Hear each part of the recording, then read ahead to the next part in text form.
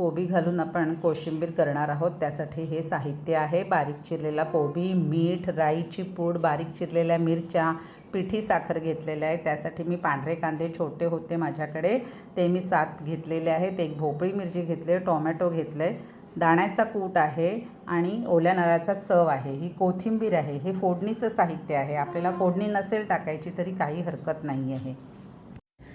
राधाधर मधुमिलिंद जय जय, राधाधर मधुमिलिंद जय जय, रमारमण हरि गोविंद जय जय, रमारमण हरि गोविंद, राधाधर मधुमिलिंद जय जय, राधाधर मधुमिलिंद जय जय, कालिंदी तट पुलिन लांछित, कालिंदी तट पुलिन लांछित, सुरनुत पादारविंद जय जय, सुरनुत पादारविंद जय जय,